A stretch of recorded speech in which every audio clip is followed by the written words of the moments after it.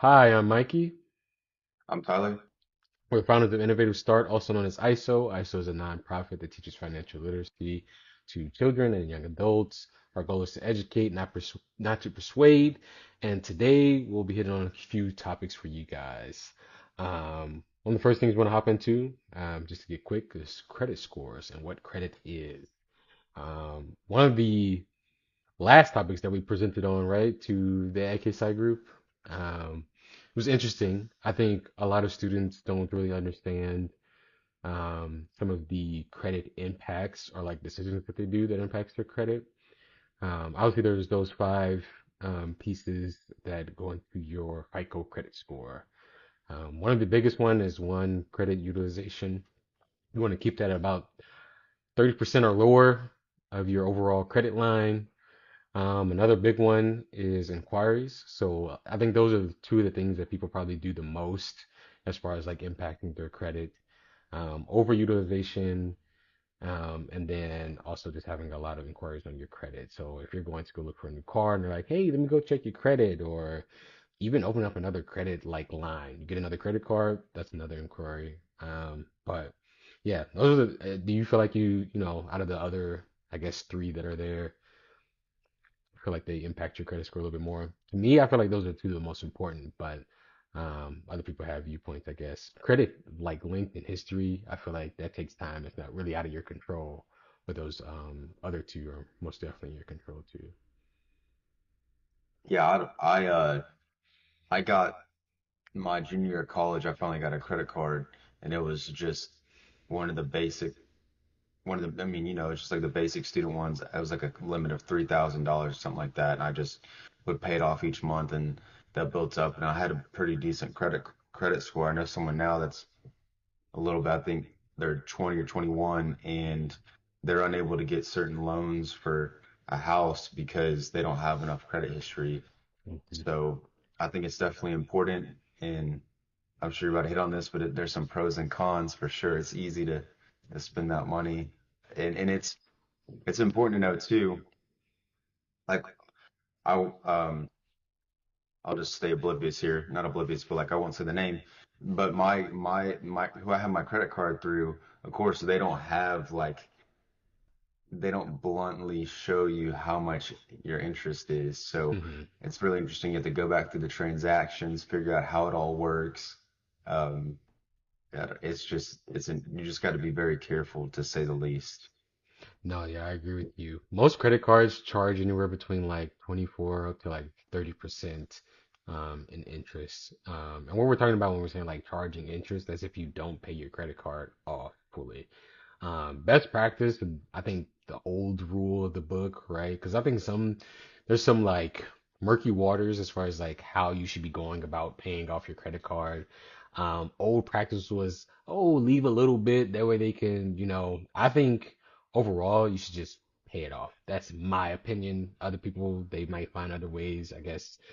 Credit score calculations is so like wishy-washy because you could pay off all of your debts and that would impact your credit score. And I mean like impact to make it lower, right? Credit scores can fluctuate. You could spend a lot. You can overutilize, and a credit card company might feel like that's a way to capitalize on you and extend your credit line. So it's murky waters to be safe. Those two things, like I said, the 30% utilization and then staying away from inquiries. The age of accounts is a little bit harder to do because that's, like I said, out of your control. Most people they get into credit pretty early on. So if you're guardian, your parent or whatever, they put something in, your name under your social security because obviously that's what your credit score is tied to. Most times, by the time they get into the real world or college, they're at an 800 credit score. That's best practice, and I think that's good for, new families or anybody that's thinking like, oh, how do I set my child up for success later in life? 5 to 9 plans that's beneficial for you for tax reasons, and then also getting them early in that credit head start. Another, I think, thing that would be very important is like, what is a credit score? It's a range of, numbers, I guess. 300 being on that lower end, that means that either you have no credit or you're terrible at managing your credit. high utilization, you're not paying it off, etc. The upper end is about 850 most likely, so that just means that you're a really credit-worthy person. You're paying your credit cards off on time. You have a high credit line. Credit lines are how much the company thinks that your credit worthiness is worth. So most times when you're starting off, you have no credit, you're gonna have a low credit line. It depends too as well as another like thing as well. So I had friends, we were kind of in the same boat, both just college students, both applying at the same time in the same age range. I didn't get a direct credit line. I had to do a down payment essentially. So I sent them a check for a certain amount of money. That was my set credit line. I would pay into that until they felt I was credit worthy, and then they extend that credit line to me, which I think my first one was about $740. I don't even think it was 1,000. But they sent my check back and they're like, hey, you know what? You've done well for the past few months. We think that you can be credit worthy. So here's your new credit line. I had other friends right off the bat get 1,000, 1,200, 1,500. And I was like, what are we doing differently? Like I said, the way like your credit score and everything is calculated and how trustworthy you are is it's so weird like thing. And a lot of people have issues. I think it's a huge debate most times where people are like, why do I need a credit card? And because one of the most important things is it's leveraging debt. I think is like one of the biggest things. You are showing how you manage debt. Essentially, if you're somebody who manages debts well, right, you're paying it off, you're showing that you can, you're not overextending your debt or your credit line, right, or overutilizing. That's that 30% I'm talking about, just to go back to it. But if you're overextending yourself, then that is going to show off in anything else that you're trying to get as far as like um, utilizing good debt. Good debt, bad debt, that's a whole nother story too. But something that you could look at as like good debt is, getting debt loan to take out for a house. When you're buying a home, that is another sign or like a way that you will be showing your credit worthiness and having already some type of credit in place is going to help you as far as like the interest rates you get. Then that's another story, so on and so on. But Tyler can tell you a little bit more on it because he is a home buyer himself. He's been through that. He's also got a little knowledge in that real estate side too as well. So Tyler, I would love to hear more about what you have to say on credit worthiness and how it impacts you on, future obligations. Yeah, it would just depend. The individual I know that is trying to buy a house right now, they did not meet some of the requirements for a certain loan that would have helped. It would have put them in a better spot, to be honest with you, and it would have been the home buying process would have been easier if they would have had more of a history with credit. So I recommend just thinking about it. It's a lot, not sure how much I recommend going into debt, to be honest with you. Um, but again, this is where it's not as black and white. There's certain financial gurus, whatever you want to call them, that'll recommend certain things. It is though, one thing that I'm interested in is real estate, and the name of the game is you just have to have good credit. Like it's just Hmm. part of it. So that's where I have to be careful. I could go spend $10,000 on a credit card right now and it's accessible. Should I? No. Hmm. I think it's also important, Mikey, one of the hardest, like, this is one thing that we've been trying to figure out, we talk about, is that interest rate for the credit card. Like, that adds up quickly. Hmm. And Yeah. so, and it's billed per month. So it's important to know that, like, the difference between, what is it? It's APY and, what's the other terminology? I'm missing it. Essentially, the interest percentage rate for the credit card and knowing how that's calculated, when it's calculated, and it's tricky. And so this is where Google and AI are your best friends, and even YouTube to learn about some of this stuff. But these credit cards, it's the name of the game, but the way they mainly make money is through their interest rates, Hmm. and you're not paying your credit off. Yep. And so that is just know that is the game. I know some people that try to game the system and get these points and do these things, and it's, I'm not gonna lie, I've paid off some flights through credit cards, but that's also, I think it's good whenever you have a budget and there's just some things that are worth using your credit card for and some things that are not. If they're going to charge you an additional 2% and then you only make 2% back on your credit card, then maybe it's just not even worth, Right. like you're not really making anything using your credit card in that situation. I don't know. Yeah, I would say most definitely get a credit card that fits your situation. To just kind of wrap up on just the whole credit topic, though, yeah, credit card that is worth your situation. If you're a student, they have cards out there for students. If you're starting your, credit journey, they have those cards for that. If you're deep into it and you're somebody who's like, I need points, they have cards for that. There's about a card for everything, to be honest, right? And then overall too is that some credit cards have an annual fee. That's another thing to look at. If you're somebody who's like, I don't want to pay, $100, some cards even have up to like $500 in annual fees. Um, if that's something that, deters you, make sure that you're looking for that card that rightfully so fits you. But yeah, and also look at those five different impacts to your credit scores too. If you're like, okay, why is my credit score going up? Why is it going down?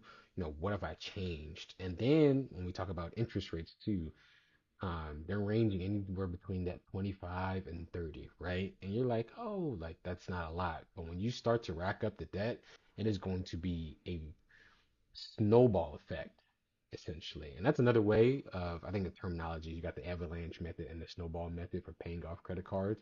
That same method can also be done to you by the credit card company as far as getting that interest, and you'll rack it up quickly. And for instance, right, if you were doing, let's say, like you had 20%, right, and you got $100, right, that's $20 being added on per month every single time you don't pay off your credit card fully.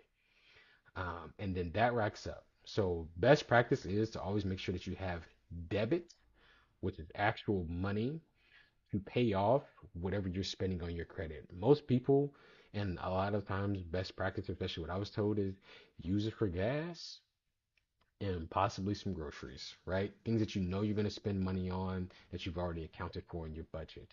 Don't overextend yourself by buying a plane ticket and all racking up these expenses, putting your rent on it, because credit cards have extra fees versus like debit cards don't when it comes to those institutions that charge your card. So, those are some of the best practices that I feel like would put you in the, I guess, right position to start your credit journey. As always, like we say, make sure you do your own research, find what's, best works for you, understand what that looks like, and then learn from mistakes of others, right? Ask around you from those people. Most times those people older than you have, been in the credit game for a while.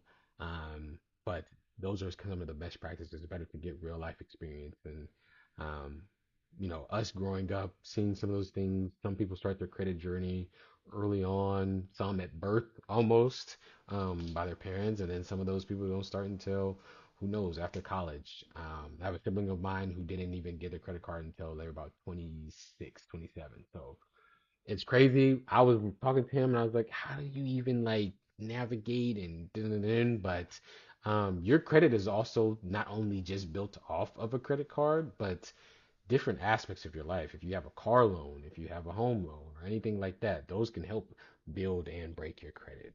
So, Also, renting like mhm. electricity, your it's just it's honestly crazy. Yeah. So Look at it this way. Anything that requires or can acquire debt if you don't pay it off that is tied to your social security number will probably impact your credit score. But those are just some good practices, things to look out for. So if at any time somebody says, oh, I want to check your credit score, or you're getting your social security number involved that is tied to you as an individual, most likely it's going to impact your credit score in a monetary sense. Obviously, you can use your social security for other aspects. But in a monetary sense, when you're getting ready to take on debt, that's the case, and there can be bad debt and good debt. Now, one thing that I say is more of opinion, but should be fact, is to never, never, ever do payday loans. Stay away from payday loans.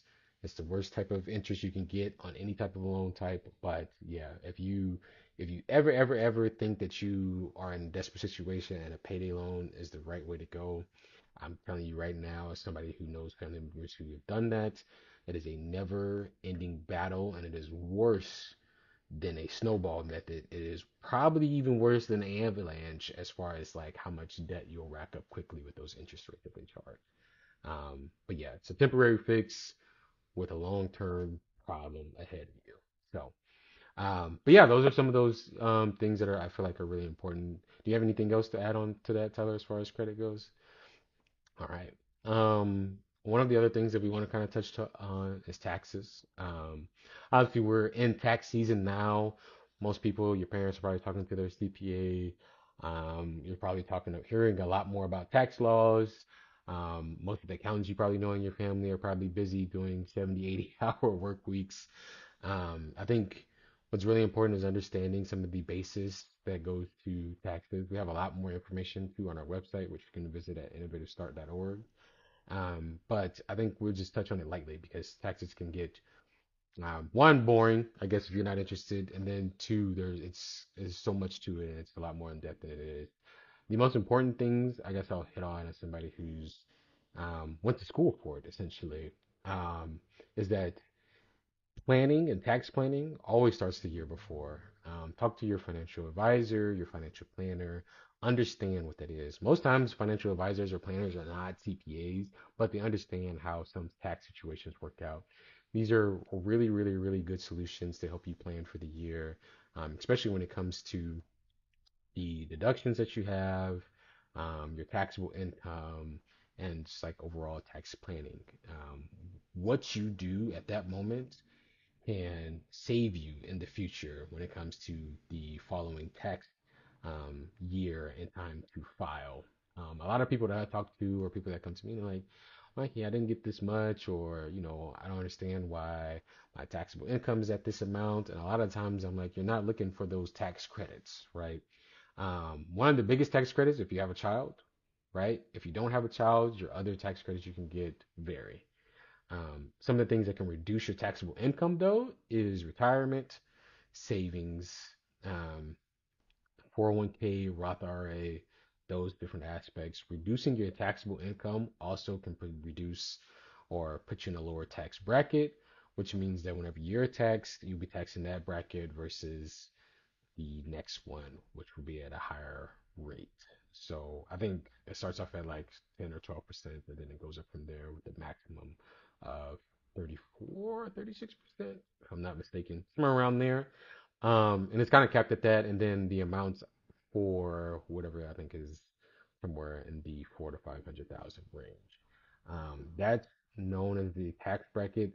Understanding how a tax bracket works and everything else is a whole nother story too. But like I said, I do have a really good explanation on that. We have a presentation too on our website to check that out some more. But yeah, so I think those are some of the important things to think about. Always do your research, especially like I said, even now if you've already filed your taxes, it's always good to kind of take a look back at what you did in the previous tax year, replan. You can always change certain amounts as far as like how much you're putting into your Roth, your 401k, if you're planning on having a child this year, different things. If you already have a child, setting up a 529 plan. Investing in education is another thing that can reduce your taxable income. That's the name of the game. And then also just making sure that you're aware on how taxes work, why tax planning is important. But like I said, we have more information on our website about that.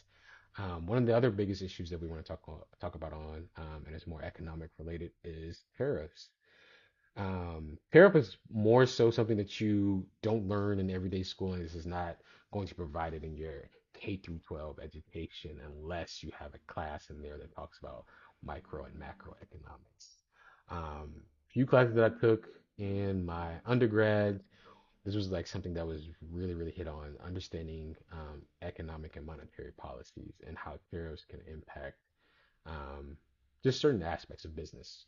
So, um, Tyler, do you have any suggestions before I go into a spiel about what tariffs are? Do you have any input on that? I think one of the biggest things with tariffs, and I think a lot of people hear with the news, especially with the current administration, is how it's going to impact you as a consumer. And that's highly important too, to look at. A lot of times when people think of things, you can think high level as far as like one, what the administration does. How do we get more taxable dollars, essentially? How do we bring in more money? How do we reduce debt? A lot of times that's what tariffs are based off, high level. From a consumer like me and you, we say, okay, the same item that I'm buying, what is that going to look like on the shelf? Because certain items might be made in different countries, which tariffs impact. Certain items might be made here, but are outsourced as far as like materials or whatever is needed to produce that item. This can range from your hair care products to the food you get on your table to the devices that you use. It's extremely important to understand how tariffs will impact you from both sides.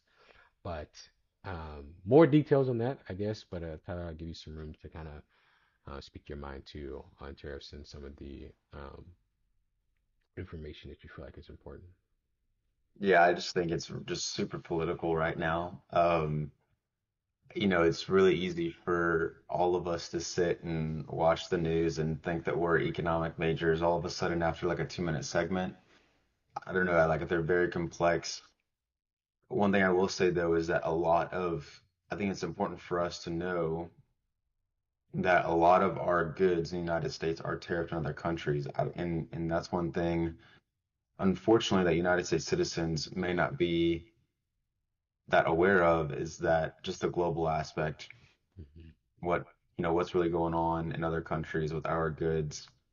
Um, that whenever I went to Scotland a few years ago, I was surprised. It's the first time I've traveled outside of the country. I was surprised with how many, what kind of American cars were over there and how many there were. Hmm. There wasn't that many. I saw a few Fords, some Jeeps, things like that. But other than that, it was mostly European cars and they were smaller. Over in the States, we got these big SUVs and, Hmm. it just, it, um, there's a lot that goes behind this. So I just think no problem. I think we all need to be aware of the current economic situation, but I think we also need to just do more research, I guess, for lack of better words. There's a lot of politics and, uh, you know, how do I say this politely? Just, people are on one side or the other and a lot of groupthink and things like that. But I Yes. am curious. This is a huge strategy the current administration is using. I'm really curious how this plays out. But like we mentioned in another podcast, a lot of economics is theory. Hmm. It's not like Set in black or stone. white. It's not Yeah. A plus B plus C. There's different things that can happen, and so you turn different like economic dollars, for lack of better words, to see what the best outcome is, or what the outcome is that the current administration wants. I don't know. It's really interesting, and the thing is, only time will tell. I will say though, as we're seeing in the current markets, it is affecting the stock market and the bond market around the world with not only the tariffs, but some of the talks going on with other countries and things like that. Not saying it's, good or bad. It's just, it is what it is. It's the current situation. Yeah, tariffs are extremely important as far as like understanding its economic impact, right? Because it's not only the goods, it's the stock market. And a lot of things are tied into that. Your retirement accounts are tied to that, and many, many different aspects. Like I said, like Tyler was mentioning, the cars you drive, so many things, right? And what happens with the stock market is that it is a lot of it is speculation. So if consumers feel like they'll have rising prices, right? They might take that back and invest in something that's a little safer or has minimum volatility. And then that just goes on how much the stock price or whatever you're invested in, how much it fluctuates. But essentially, if the average retail trader, which is like me, you, not somebody at an investment bank or whatever else or whatever algorithm that most companies have, right? The everyday person who has like a Robinhood account, Webull, or whatever, if they feel like, hey, these tariffs are going to impact my pockets, I don't necessarily feel like I'm going to be able to have the money or to continue to invest or see the volatility in the stock market, and that impact is going to make me pull back, right? So now you have a huge sell off. And these are all just speculation, right? is it's economics, which is a lot of theory, and consumers who are not educated, that is what impacts the market, right? So they'll say, "Oh, I'm going to pull my money because I'm not really understanding how this is going to impact us, and I don't really want to trust, sticking it out." Right? Other people be like, "Oh, the market's down. I'm going to invest even more." Those people fearless in that sense, but at the same time, probably understand how the market works and how much it fluctuates, and that certain economic times can cause vulnerabilities or also advantages, depending on who's talking, right? You can hear somebody say, "Oh, this is prime market. I love a bear market. This is giving me, what do people say? Discount." A lot of people say when the market's down, it's a bear.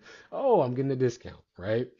Other people are going to look at that and they're like, especially people who are very naive to investing and how that impacts them. They'll say, "Hey, that's looking scary. I feel like I'm losing 20, 30, maybe $1,000. I'm going to pull my money out and maybe invest in a bond." But now what happens is that the bond market is also a little iffy. So we're seeing issues on both sides being impacted by the current administration's challenge or what they're trying to do with tariffs. And to reiterate, what the tariff is on the imported goods, not the goods that we export. That'll be another country's tariffs. So when we talk about like exporting, right? And that's the game. When one country says, "Okay, we're going to up, how much we're charging this country, so forth and so on whatever goods that we import from them," then the other country can be like, "Hey, we're going to do the same thing," right? And then there comes this game, and that's why you see a lot of countries saying, "Hey, I'm going to do this," especially some of our border neighbors, that being Mexico and Canada, talking about tariffs and what they'll do. But there's a lot of frustration that goes into there, especially if it's a country that um, has a high volume of trading. We get a lot of parts, fruits, vegetables, certain aspects there too. But if you look at it as, oh, the current administration, this is what they're trying to do. They're trying to bring in more revenue. They're trying to make sure that things are produced domestically, domestic being within the U.S. And you're like, this is going to be really good for the economy that way. Other economic people or factors or understandings are going to say the opposite. They're going to say, hey, if you upcharge here, the country's going to do the same thing, and now you're going to be at battle on who's going to charge the most price until it impacts that consumer directly, or you don't get that outcome that you're looking for, right? Which is generating more revenue. Economics is important. We always add these topics to our discussion because understanding different economic impact, monetary policies, etc. A lot of stuff theory, a lot of stuff is just, you're taking history, you're seeing what's been done when you've done it that previous time, and you're applying it to, your current situation or future outcomes. Um, and in general, when you look at economic policy and changes, and specifically tariffs and what they looked like beforehand in certain administrations versus now, and you say, okay, this is what it looks like if we do, this is the battle that's ahead with other countries versus the tariffs that they'll charge us, so forth. Look at how it impacts you. Look how you can plan and get ahead of that. Budgeting, saving, the things that we talked about beforehand are important because these are things that like, okay, do you have, a future outlook on this? Are you getting ahead of that? Understand things at the consumer level always, and also understand it from the high level economic power that it is. But yeah, I think it's a really important, like I said, tariffs are really, really, really important to understand. Economic policies are really important to understand.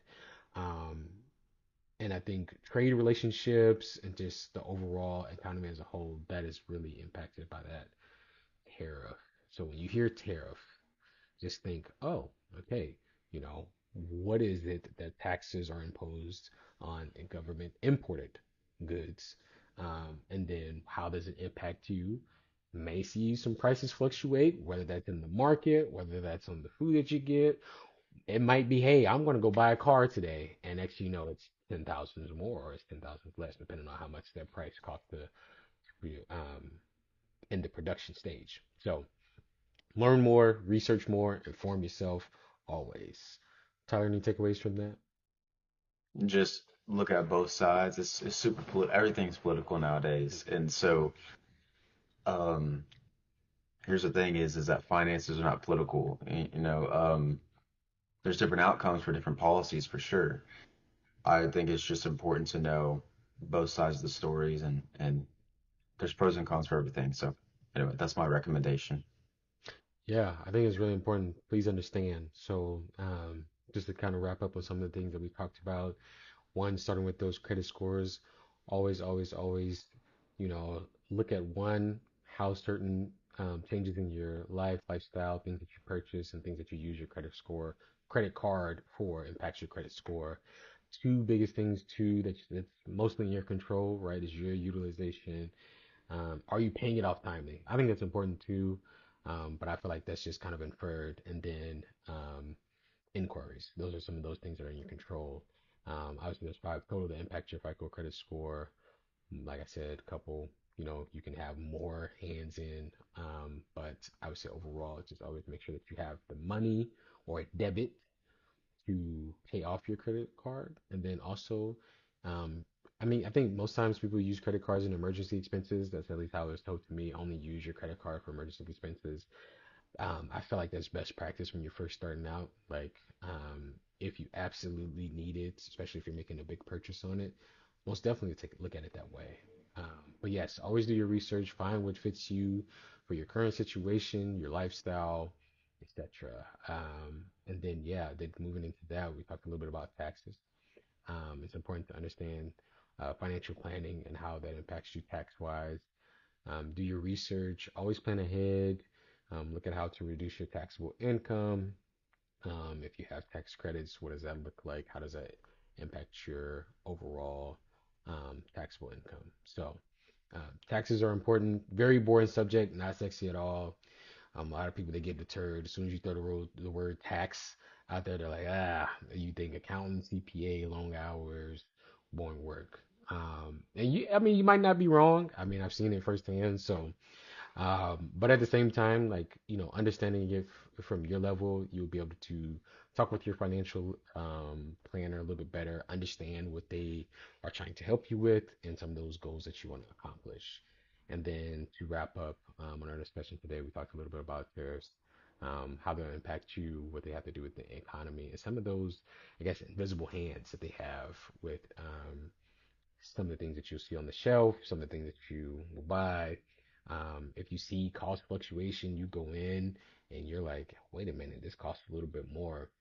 Not all the time are you thinking about inflation. It could also just be tariffs. People will want to find a way to still make their profit, and sometimes that gets charged back on the consumer. That's a debatable topic too. Some people feel like, that's not always the case. Obviously, a high level CEO is going to tell you that's not what they're trying to do, but he's the CEO, not the CFO. Maybe he wants to be blind to the fact. But yeah, so very important things we touched on. If you have any questions or, on those topics that we touched on, or you have any kind of personal viewpoints or things that you feel like are important for those three topics, by all means, leave a comment below. Tyler, any takeaways from that? Yeah, I just think these are all these topics are really important, and yeah, some of them are unsexy and not they're boring, but I think it's important for us all to have a little bit of an idea on things going on and how to dissect certain information and that's going on in the news. Yeah. Stay informed. Always educate yourself. Um, Try to not be biased and understand both viewpoints. That'll get you to a better point as far as like understanding why certain arguments go each way. And yeah, always educating yourself in these different aspects and some of the topics that we talk about. We'll continue to push that out. Always, like I said, please do your own research. If you feel like someone talking about like, hey, I don't know about that, by all means, let us know. Do your research. Give us the information. We would love to talk more about that and interact with you in the community. But we appreciate it. And that's all from me. Tyler, anything from you? All right. Leave a comment below. Visit us on innovativestart.org. And thanks for watching.